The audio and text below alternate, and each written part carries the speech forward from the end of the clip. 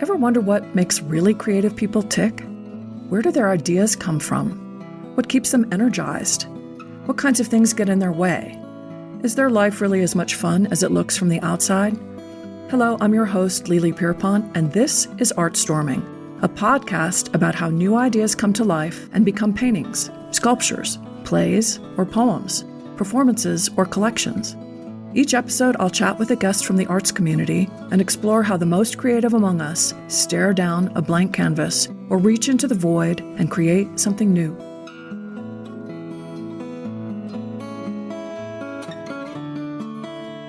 Today, I'll be ArtStorming with Alexis Bove.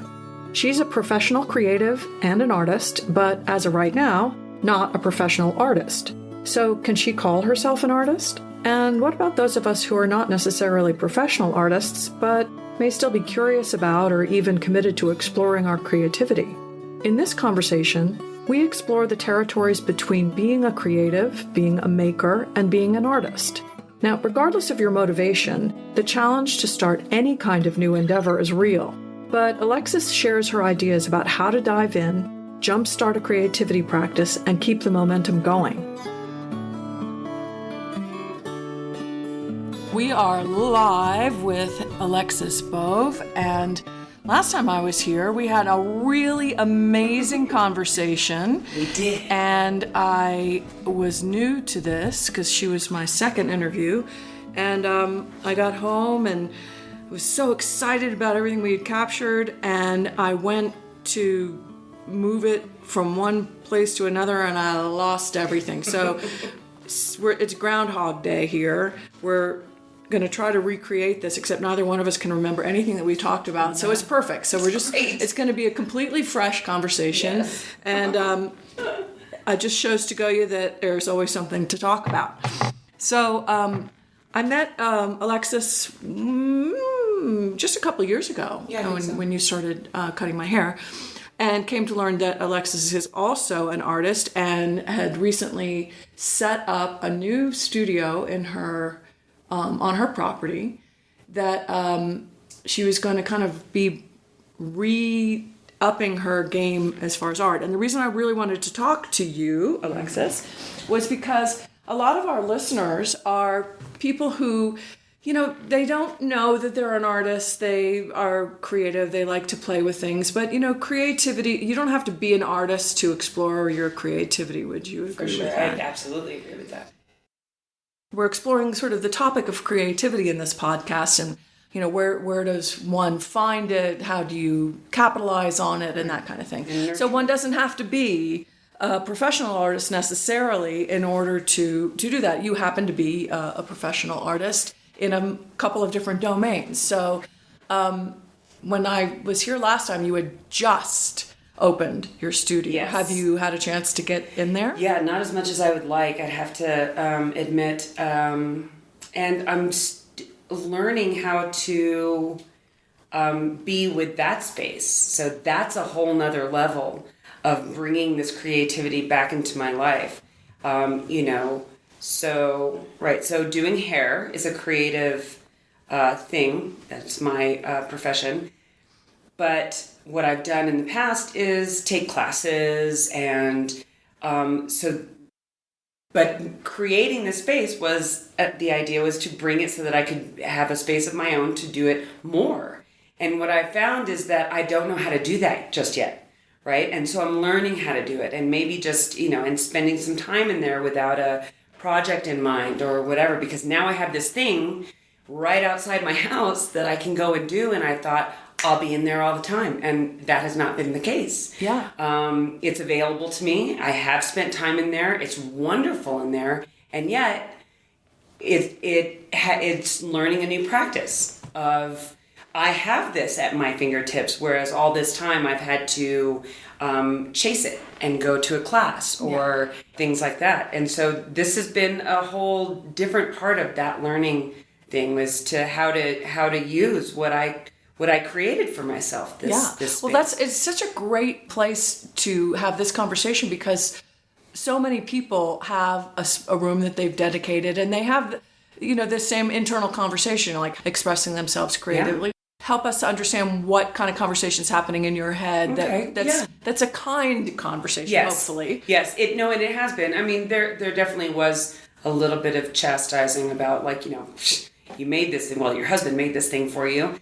And what are you doing? Right? But it has gotten softer. And the conversation is, this is actually a really nice space to be in. Even if I just go sit in there and meditate. Maybe I stay in here for 30 minutes. Maybe I stay in here for 20 minutes. Maybe I go and do something else. Today I had the idea of, I have in my phone all these photographs that I want in folders in order to paint or to use in an art project. Well, why not just sit in there and move them from the phone? You know what I mean? It's just things like that. And why not take my coffee in there? So these are the conversations that I'm literally still having, like, today, about how to get in there. Because going to a class really does force you to do it. But that's the whole reason I made this studio, was to make it more accessible to me. It's also the end of the year, so it's good because I'm thinking about how am I going to make this practice more of a practice in the new year. I think that just being in the space, allowing the space to talk to me, have things up visually. I mean, I have all my art books in there. I have all the supplies. I have all the stuff. So I'm, like, ready to go. I just have to go. Yeah. Yeah. So when you're in there meditating, are there particular rituals that you use to jumpstart yourself in the process once you physically get in the space? Yeah, well, and that's another thing, is that I've been talking to some artist friends of mine about things to do to prompt yourself to get kind of warmed up, moved in, and drawing exercises or painting exercises. I haven't really figured it out yet. Yeah, no, that's quite honestly. That's legitimate. That's cool. The exercises I think would be good. I'm encouraging one of my friends who's an artist and a teacher. I was like, put together a little book, because when I've taken her classes, she'll do these wonderful exercises, and I've gathered those. But I'm like, put together a book of 10, 15 of them. But kind of like homework that you could. Well, and they're like prompts, right? So it's like this exercise, for instance, looking at an object for a minute and a half and then taking that object away. And then every 15 seconds, right? You doing a drawing, doing a sketch, and then 15 seconds, boom, doing another one, boom, doing another one, boom, doing another one, till you have 25, right? And then spreading them all out. And, halfway through, you're tired of this colored charcoal, and you switch and you do something, and you get bored doing the same thing over and over. So maybe you go above and do it in your mind's eye from a bird's eye view, or below, or you move around. And then it was a great exercise, because then I had 25 and I spread them out, and then it's like, oh, I want to paint that one, right? So that was a really good exercise and prompt to do. That balance, especially if you're not a professional artist who wants to have more art in their life. I'm a business owner, and it's really easy for me to put all of that ahead of what I want to do and what I need to do. And I have family and a dog that, is spoiled rotten and whatever, So to put everybody's needs in front of mine. And I think that is part of the creative thing, is to figure out, like, how you're going to work this into your life if this is not your profession, right? How you work that into your life. And it's been a challenge and a learning curve for me, for sure. And I'm still in that curve. I haven't quite figured it out. Well, I think I remember from our earlier conversation that you studied art in school, or you were engaged in art before you started cutting hair. I did. You were. I majored in photography at Hampshire College. We have that in common. That's right. I totally forgot. Yeah. That's how. Oh my gosh. Yeah. Right. Okay. So and then so there was a process where you were very engaged with it. And, at a time where it was a regular part of your practice. And then, life went on and you discovered scissors, or I guess scissors were always so I did photography, and then I did collage. Yeah. Right? And the collage came when the photography, when I left college, and, darkrooms were expensive. Mm-hmm. Right? And I went from being in school where you pay $100 for the entire semester for darkroom privileges, and then you go out into the real world and you're paying, like, way back then it was, $50 an hour, which is mind blowing for a college age person. And so then I went to scissors and was cutting up images and creating that way. And that was really great. And I think for me, and I'm sure that for a lot of people, I do really well when I have a lot of space of my own, right? And so when I was single and young, I did a lot then. And then when you're with somebody and, maybe they worked a lot. I had a partner for a long time that was in the film industry, and he'd be gone for large periods of time, right? So I would do more work then. And, I find that that's part of the process is learning how to carve that space out for myself, right? And now, older with a business and a husband and all that stuff, again, trying to carve that out. So that is why he built the studio. I've done so many different things. I've taken drawing, I've taken painting, I've taken encaustic. I still do photography. I don't do any printing, but who needs to do that now? Although that would be really fun.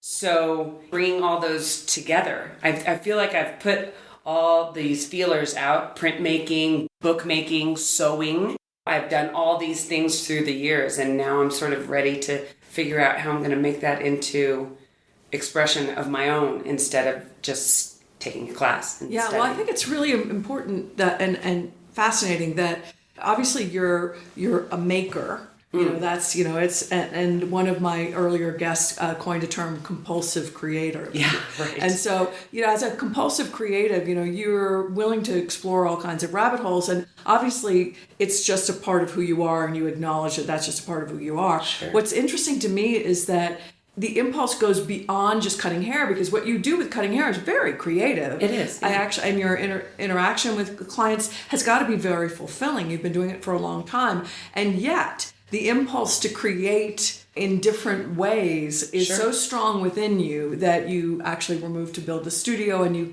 continue to explore it even with 10,000 excuses, which we all legitimately have for Sure. not to do it. So what do you think it is that makes somebody a compulsive creative? Are they born with it? I think maybe yes. Yes. I mean, I've always done it, and I have garden and I love to cook, and so all of that stuff. But I think that and for me as a kid, drawing and doing whatever, but I would also like rearrange my room, right? Like I would draw out a plan. Yes, thank you. A plan, and then this little kid pulling. I had a canopy bed, and I'd be pulling the canopy bed and moving all the furniture and sweating, and for me, just the aesthetics of things, right? And that was always there. Moving something so that it looked nice in my vision, right? And so, yeah, I think I would think so. I mean, I imagine the more things you learn creatively, but I think that you have to have that somewhere inside you to begin with. I would think so. Yeah. I would think so. Well, do you think that we have it and then it gets sort of cultivated out of us?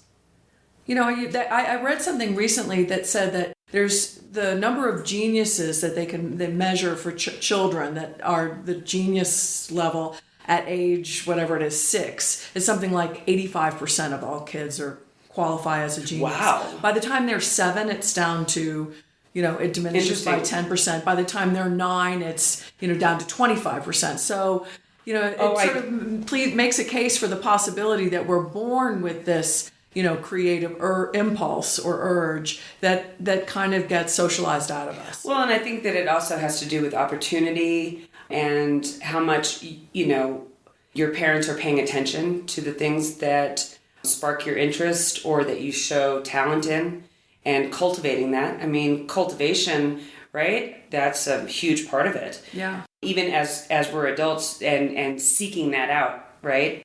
And I think that it was neglected on my part, and that it was a rediscovery. I mean, once I discovered photography, and my godfather built me a darkroom in his house in Bridgehampton, that cultivated this thing for me, right? So I showed some interest in it, and somebody cultivated it. Yeah. When I was younger, I showed talent in art, but it really wasn't very cultivated. Yeah.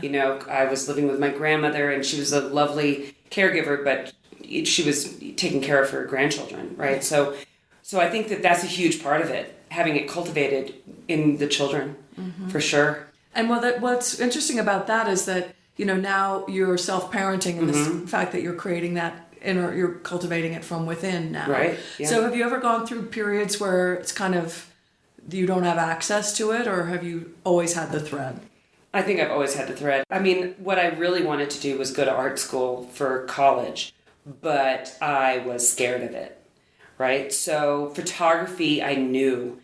Say more about what you were scared of, because I think a lot of people could relate to that. Yeah, so I was afraid that the art that I was doing was photography. I was afraid of the drawing or sculpture, or I was afraid of critique. I just didn't feel confident in myself in the other art forms that I would have to be doing at art school. My godfather went to RISD. I heard all about his experience there. And Hampshire gave me a full ride in photography, so I had to grab that. But it also was, I knew inside that I was taking a road that I wasn't taking the challenge. Well, I have this saying that the easy way is hard enough. Right, exactly. Right. And, and then so it took me into easily my late 20s. The collage was all in my early 20s, and it took me into my late 20s to say, you know what, I want to learn how to draw. You know what, I want to learn how to paint. Right? And so then I would take classes at night at the community college, or what was that place? Valdez had art classes, and Artisans has art classes. So it took me a while to say, you know what I really want is to do this thing that I was afraid of. Interesting that you took that courageous step. And just background-wise, what got you from East Coast, Hampshire College, which is in Amherst, Massachusetts, and you were mentioning Bridgehampton, and I know you're from Brooklyn. Yeah. And went to St. Anne's, where Barry went. Yeah. So what brought you to Santa Fe? Yeah.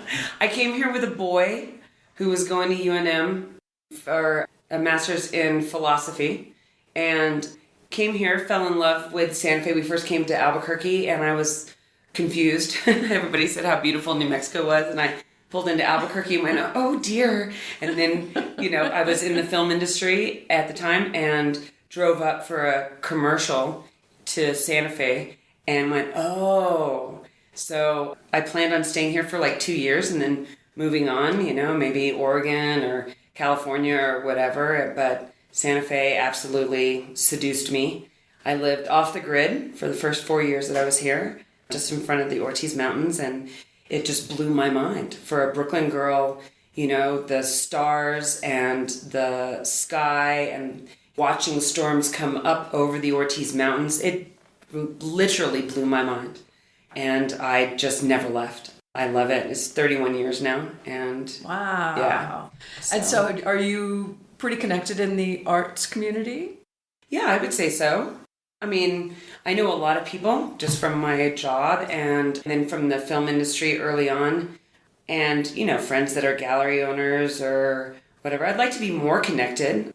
Oh, I had a brainchild just the other day, and I was going to talk to you about it, invite you when you're here, not on one of your many fabulous adventures. But I wanted to create a art club instead of a book club, an art club, and do things like, go to a bunch of galleries on a Friday and then go have a bite to eat and chat about it, or go to a bookmaking workshop, or go, whatever, and have a group of women, and instead of reading books, we would do something that is art related. I think it's fantastic. I know. And, Santa Fe Arts Club, which is was my brainchild during COVID while we were all in lockdown, as a way to kind of keep the community together, would be a great place for you to make that announcement and make an invitation, because we've got now 3,000 members. Oh my goodness. All over the world, but yeah. Largely in Santa Fe. Yeah. And it was my hope that Santa Fe Arts Club would become a brick and mortar club where you could actually have that art club in a facility, and not necessarily always in that facility. Sure. That could be a place where you could convene, and it was going to be a place that was going to be able to have a restaurant and drinks and even rooms where people could stay. People visiting from other cities could stay. And nice. I still haven't completely given up on that idea, but I think that art clubs are a great idea. Yeah. Kate Rivers, who's also was one of my podcast interviewees, she has an art-based book club. So and I there are see. people just, who are dying on a wait list to get in because they want to participate. Oh. But they're all women. They're not all artists. I think she said there were a few people that were not artists, but and she likes that for the cross-pollination that it provides. For sure. Yeah. But I think that an art club is something, it really, I think that there's a real hunger. I do too. For self-expression. Well, I have the hunger. Yeah. So I imagine that I'll be able to, that's what I thought, is that I thought, maybe I should go back into a book club. Our book club, which I loved, sort of dissolved and never came back after COVID. And, one woman moved to Portugal and, so things were a little bit harder. But, I just thought about, I have a girlfriend and we typically go do something, go look at some show or do something and then have brunch. And then I just thought, I should expand this and make this like more of my girlfriends. Right? Or so just, great. Whomever. But I was thinking my girlfriends and just seeing you and Andrea out, I was like, yeah, these women, these great women in Santa Fe. Well, what's so cool about that is that Andrea, who we bumped into the other night, that was the first time that I'd ever gone out with her. She and I danced together, and it's the first time we'd ever even left the dance world and went into like civilian society. Yeah. So it's amazing how many different communities there are here. Yeah. And building those bridges between them is such a great opportunity. Yes, and I've had, it's been a number of years, certainly pre-COVID, and maybe even 3 or 4 years pre-COVID, maybe even 5, but I would do like a ladies' brunch, right? And I know I know people, all these women from all these different areas. Yeah. And, I had a brunch here, 28 women. I invited 28 women. I think 22 showed up. It was just food and chatting, whatever. I hired a henna tattoo artist. So we all got to get henna tattoos. And it was just really fun. My friends were like, wow, there's so many amazing women that right? I was just thinking about that in terms of a designed day to go and do something that is either appreciating art, making art, talking about art, seeing a movie about art, whatever it is, like going out to Ghost Ranch, something that has to do with art. What I love about this, talking about this, is that anybody listening could introduce it into their own community of people and get to know people. Because again, it's so much about sparking off of other people and that collaborative magic that happens when creative people get together. Yeah. But I like the idea of it's the third Thursday of every month so that it's in your calendar. It's in the calendar. And it's not just left up to some, chance. Absolutely. I mean, even with my close girlfriends, that when I was building the studio, I went to go check out all my artist friends' studios because I wanted to see, how do you store something? How do you do this, right? And, get ideas and do this. And we would make studio dates, and some were just to hang out and some were to play in their studio and stuff like that. Without that, I mean, even saying, let's do this again. Months and months and months go by, right? Everybody's busy. Everybody's got things going on. Even if there were, say, 12 people, and even if it was just 3 1 month and 7, then what I'm finding for myself is without intention, other things will suck my attention away, right? Mm-hmm. So without intention, it doesn't get attention. So that's what I'm really focused on right now is intention, right? Like saying Tuesday mornings, 9 o'clock to 10 o'clock, I'm out there, no matter what I'm doing. I'm just going to be out there for an hour. Yeah. Maybe I'll paint, maybe I'll draw, maybe I'll just meditate, maybe I'll just look through one of my art books, like whatever it is, right? So to schedule that in, my life is a very scheduled world. And so I think I've done myself a disservice by thinking that I'm just going to magically make time for this thing that really brings me a lot of joy. Yeah. Okay. All right. Know thyself, right? And this is what I need. I need it scheduled. Yeah. And hopefully that becomes habit. Sure. Right? In the same way that anything else does, right? There's another gal that came to Santa Fe. I think she had lived here once before and then she moved back. Her name is Barbara Melman, and she's an active member of the Santa Fe Arts Club, but she's also got her own thing called the Santa Fe Blues Studio. And I think that during COVID, she was doing Zoom calls and talking to artists all over the place. But I think now that COVID is over, she's back to doing things, hosting things in her studio. And I think she does it on a regular basis. So you might want to even look into that to see if that's something. Right, who else is doing what. Yeah, who's doing what. I'm already so immersed in it. I think those of us in Santa Fe who live here. It's such a strong art community. I don't think a week goes by that I'm not involved in the arts in one way. In one capacity or another, Or another. Yeah. I mean, just art openings every Friday night. Yeah. And I'm sure most cities have that, but there's something about the fabric of Santa Fe that just invites that so much. Yeah. Instead of making a date with a girlfriend for lunch on a Monday, why not make a date with that same girlfriend or 2 or 3 girlfriends for a Friday and hit 3 art openings? That's something that's always been in my mind, but I haven't put it into practice. And mostly I will go to an art opening if I know the artist or I know the owner or whatever. And this would be a way to see more. It's a wonderful way to connect. Absolutely. And really to see other people's application of something. I've often thought I'd love to incorporate sewing into painting and using sewing and collage into the painting. We were just at the Vladam and an artist had used thread and it was just beautiful. It was on paper and the colored thread cascading out.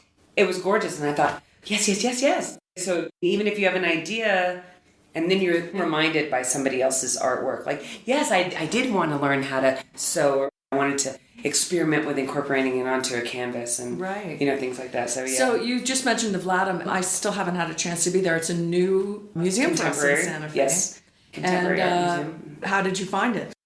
It's got a lot of good work and a lot of New Mexican artists. Some I actually had seen at Site, Santa Fe. Another one of our contemporary museums here. And so that was some really, really great work. The space is really nice. I like what they've done. And there's stuff that they've done that we didn't see. There's you have to get glasses. I completely forgot to see these like an interactive hologram kind of cats. Oh wow. Yeah, I forgot about that. So is it a permanent collection or is it a rotating? I think it's going to be rotating, but I think this is what's there for I think a good long time. Cool. And nice gift shop, and the upstairs they have this enormous balcony. Like a patio. Yeah. Enormous with a fantastic view of the mountains that you can't really see from anywhere in the city except for right there. So it's really lovely. I think they've done a really nice job. Yeah, we're so lucky here in Santa Fe that there's so much going on that pretty much, as you were saying, if you wanted to do this club once a week, you would never exhaust what there is to do. Never. And yet it's a small enough city that you can easily find a parking spot and go there. So you don't have the issues that some people have in certain cities where it's kind of a pain in the neck to get into the center of the metropolitan area and have access to that thing. You just sort of, it's all right there for the taking. For sure. And one museum is within walking distance of another museum. In warm weather, if you're all bundled up, you could easily walk from the Vladam to go to the museums on the plaza. So yeah, we are very lucky. Yeah. And then you could, another 7-minute walk and you're up on Canyon Road. So yeah, we're very lucky. Yeah. Of course, Canyon Road has hundreds of galleries. And when you travel to other places, do you seek out art or do you take a break from art? No, I definitely seek out art. I can do a lot more museum walking than my husband can. So I try to stick to one in a day. Left to my own devices, I might do 2 or 3. I would break it up with a botanical garden. Right? Absolutely. So I'm still looking at, and if there's an aquarium, I'm going to go see it. So yeah, it's all the beauty, all the beautiful things. Just beautiful, sparkly things. Yeah. So do you also watch art movies? I mean, what other ways do you mainline? Yeah, I certainly would. We do watch a lot of documentaries. If there's a movie about an artist, I'm probably gonna see it if I hear, So. And is your husband on this journey with you, or is he in a completely different field, or? Yes, my husband is a retired nuclear safety engineer from the labs, but he has a voracious curiosity. So I've introduced him to so many different things that were not in his life, and I think that art being one of those, and certainly more food, and he says going on a hike with me is a completely different experience because I'm stopping and photographing and just viewing the world differently, and he's certainly remarked about how he sees the world very differently from being with me for 12 years now. Well, when you were with him when he was not retired, did your take on the world and your creative lenses have an influence on him when he was working? I'm curious about that. Well, I think yes. I mean, I helped him with a few projects. He would come home and have a project where, say, he had to map out a Tech 99 contamination or something. And so, he's like, want to do some arts and crafts? Right? So I'd get out some poster board and help him do that kind of thing. So in that way, it affected his work life. His creative outlet was more on the music end. So we met at a music festival. Any music he was seeing, we both are dancers, so we'd go out and dance a lot when we first met. And we do a lot less music and a lot more film. He's now become a crazy film buff and sees everything, especially now that he's retired. We've moved from music to visual. I hadn't thought about that until now. I mean, he was always a film lover, but now he's got more into really watching and learning about filmmaking. He's very interested in storytelling, how they did it, and all that. So well, that's so great to have, a brain like that can really go from one end to the spectrum to the other and right and left hemispheres and all of that. Do you have a lot of artist friends, or do you have friends who are more, I call them civilians? I'd say artisans more than artists. I have a lot of chef friends. We have some sommelier. They're all of the more of his engineer friends, and then they tend to be tennis players and pickleball players and stuff like that. But yeah, we have a lot of food people in our life. Yeah. Restaurant owners, chefs, stuff like that. I'm curious because I've always been in an artistic milieu, more or less, but there have been periods of my life where my social network was not as steeped in the arts as my inclination would have been. And I found that I think people might have some idea that all artists kind of stick together and they're kind of cliquish and everything. But I'm just, so that's what it's interesting. Yeah, no, I don't. I think that it's a husband. Yeah, I think that it's a pretty broad collection of people going from food to engineers. I have very close people that are therapists, psychologists, farmers, right? That own land, that farm the land. And I wouldn't say that it's artist-centric. Well, one of the things we really have in Santa Fe that we're so fortunate is the land. So the fact that it's land that is farmed and that we have these incredible landscapes that you were describing, that captured your attention and imagination when you first got here. I think that that's something that is really unique to this arts community that maybe a lot of other people don't have. So would you say that the landscape influences your artwork? I mean, say more now about your particular trajectory with your art. I would say that the landscape, not so much in that I'm interested in doing landscapes, but we are so fortunate to be able to get out into nature really quickly, right? So we live in the middle of town, and we can be either on a hike on our mountain in 20 minutes or somewhere. I mean, we can be out away from everything and noise and all of it in a very short amount of time. And I think that this whole idea of, like, this Japanese idea of nature baths, right? And that, I think, is more... I do take a lot of photographs of our sky. I really love when we're out hiking. There are a lot of beautiful dead trees, and a lot of flowers, which you really seek out because we're in the high desert. So you're looking at for very tiny little things. I take a lot of photographs of nature, but being in the nature and having it in such close proximity, I think is calming for me. And I need that in order to not have my monkey brain yapping at me while I'm trying to express something. Yeah. So what scale do you work in? Well, you were mentioning teeny tiny flowers. Yeah. With flowers, it's definitely, I'm going in for the macro on the flowers, typically. I'm working on, it's fairly small. I'm working on like 2.5 by 4 or 3 kind of canvases and stuff like that. And then in drawing, I'm drawing on all different sizes. trying out watercolor and just mixing everything. And I don't know. I'm still working that out. I'm still playing. Do you remember that last time, and you mentioned just one of the exercises that your friend gave you where you do drawings from different angles? If you can think of it, say more about some of those other exercises that you've done in the classes that you've taken that were kind of stimulating to get people there. I just seem to remember you talking about some other exercises. One where, was it contour drawing or something like that? Have you done that kind of Yes, exercise? we've done that. And, certainly things like turning something upside down. I just got a projector. I've been playing with that. So I need to load things onto a memory stick. Yeah, and then you stick it into this projector. That, I think, is going to be really fun so that I can use my photography in a different way, right? So I could project something onto a screen and, maybe trace.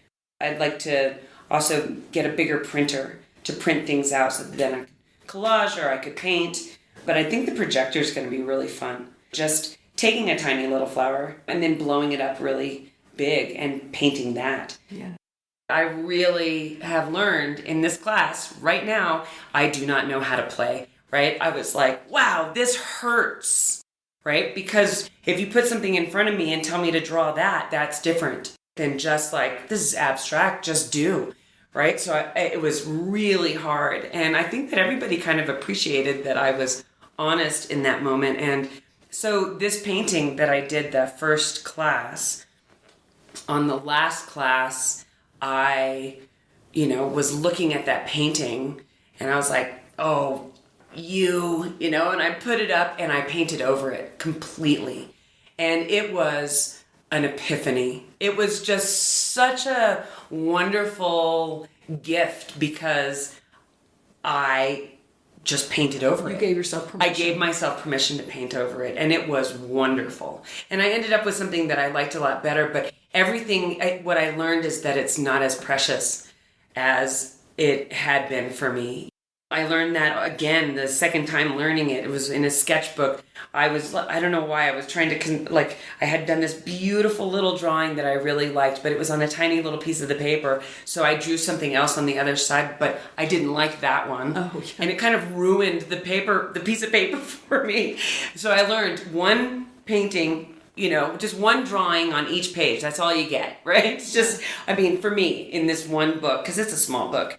And but not precious. It's not precious, and paint over it and rework it and, whatever. But say more, because I'm really intrigued with this idea that you had this, the body language you were using, it felt like a really visceral discomfort with the exercise of doing the abstract work, as opposed to rendering something that, you can judge yourself by the fact that it approximately looks like what it is. That's right. Well, and with a background in photography, my favorite part of photography was less the capturing of the photograph and more the work in the darkroom. So for me, I loved to be in there and burn and dodge and control the negative that way. So sitting in front of a blank canvas and throwing some stuff up there and making some marks and that was so uncomfortable for me.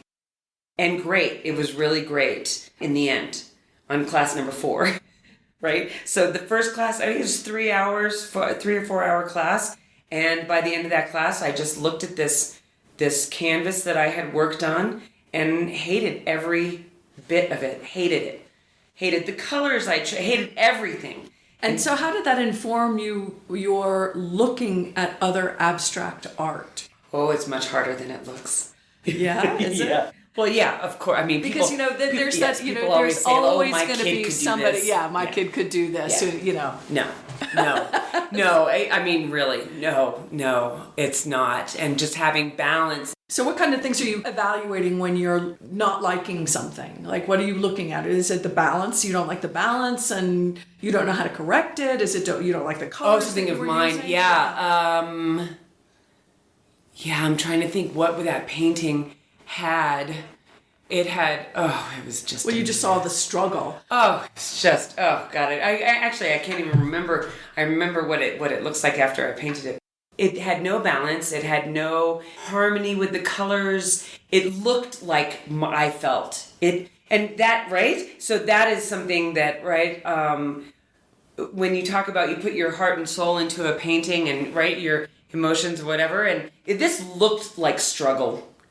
It looked like angst. It looked like discomfort. It looked like, what the fuck am I doing here, right? It just looked like that. And it was a painful class and really informative, in the end. And, and go back the next week and start something new and try something different. And, I think we began by putting texture down, and I hated the texture to begin. Like, the whole thing was a lesson. But yeah, I hadn't thought about that before this conversation of like, I was looking at my feelings on the canvas.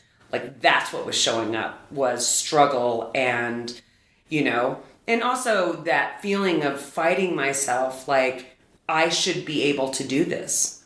I should be able to do this. And what is this? Right. Well, I should be able to make this abstract painting. Image.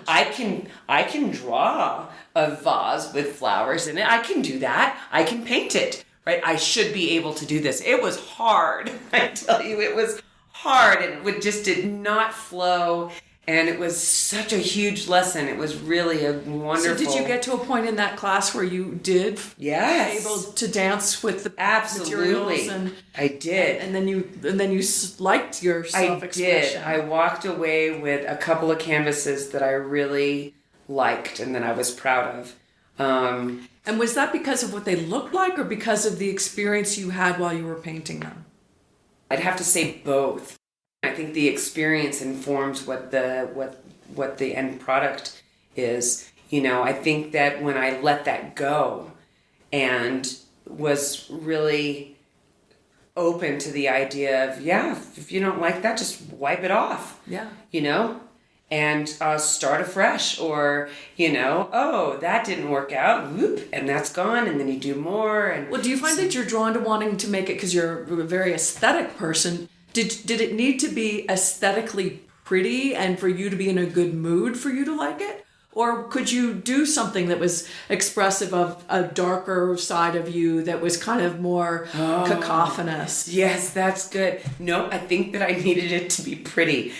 But I really like that you asked me that question, because now I think that I'd really like to explore that. Like, what does it look like if I were to go out there in a sour mood and make marks in a darker place? But then that also has that openness, because it's not about, do I like this? It's, do I like the process of this, right? Is this doing for me what I need it to do, which is to express something, instead of, does this look pretty to me, right? Yeah. Oh, I like that. We were talking about permission earlier, and it's about permission to actually show up however you are. And I think if we think we have to show up for anything and be like this, it limits the possibilities of what we're going to experience. I mean, I can't tell you how many times I've shown up for something in a sour mood and allowed myself to be there, and I was transformed by whatever it was, and vice versa. Right. You go in kind of expecting for it to be all smiles and pretty, and then it's kind of... Yeah, exactly. I think that giving myself permission is why that became exciting when you said that to me. Yeah. Because it wasn't that it wasn't appealing to me aesthetically, it was that it was so pained. It was just battling inside of me. It wasn't that I was expressing a darker side. It was just conflict, right? And that's very interesting. In the art world, you have people that are compulsive creatives who are aesthetic and just they're always moving and making something. And then you've got people who buy art, who want something to hang on their wall. And most people, unless they're pretty sophisticated art buyers, are going to want something that's going to emit a joyful mood, or at least look nice with their furniture or something. You don't usually buy something that is screaming of the angst and tension and conflict of the maker. Some people who are able to do that very artfully might create a piece that might be very valuable. But I think it's sort of a conversation that happens in the art world is like, is it a job of an artist to make something pretty? Or is it a job of an artist to observe what they're seeing in the world? What would you say is the role of the artist? Well, and if what you are attracted to is the beauty in the world, then more than likely you're going to make something that's beautiful. I had to give myself permission to paint flowers because my younger, more critical self said that was trite. And it's been done, and of course it's been done. They're flowers. I mean, of course, right? It's like, right? But, I always have flowers. I have orchids. Like, I seek it out. I go to botanical gardens. I garden myself. And so give myself permission to paint what I love, right? And I think that things that I like to look at in art are things that I find beautiful. They can be beautiful and provocative at the same time. I think I'm looking for the beauty in the world. There's a lot of not beautiful things in the world, especially right now. And so for me, even the news and the entertainment that I consume, I'm very, very strict with how I consume or what I consume rather. And yeah, so I'm going to bring the beauty. I'm going to surround myself. That's a beautiful thing for me to hear because, since you went to St. Anne's, Hampshire, and grew up in an era where we had every reason to be too cool for school. And a lot of the artists that I knew at Hampshire were too cool for school, and anything pretty was just like as far away from their MO as you could possibly imagine. We all go through that stage of our life where we're trying to differentiate ourselves from our culture and we're trying to make the statement and be individual and everything. But I think that there's a sweetness to when you kind of get to that level of maturity where you really know who you are. Yeah. And if what you're about is beauty, and I'm a beauty, I'm a freak too. So, I'm into beauty. Yeah. There's plenty of that other stuff to go Absolutely. around. There's plenty. Yeah. And for me, I'll stop on the street and take pictures of a certain red that's sitting next to a certain yellow or something like that. And that will catch my eye, and I want to use those colors in something. It really is about the beauty. Yeah. Well, I think that that's one of the gifts that artists bring to the world is a way of seeing things, a lens through which to see the world. It's a very subjective thing. Like when you're hiking with your husband, he has a different experience on the hike because you're there. Because I'm there, exactly. Because you're seeing the world through Absolutely. that. Yeah. And I think that that's one of the things that art does for the world. I do too. And I think in addition to the problem solving and all that, but just a little reminder of the beauty. Of the beauty, absolutely. I agree. I think we'll use that as our parting word. All right. Thank you so much. Thank you. Well, thanks for joining us today. Please like and follow us on artstorming.org, where you'll find a list of our shows, a transcript of this episode with links to the guest page, as well as our other projects. ArtStorming is brought to you and supported by ArtBridge and listeners like you. Look for us on your favorite podcast platforms.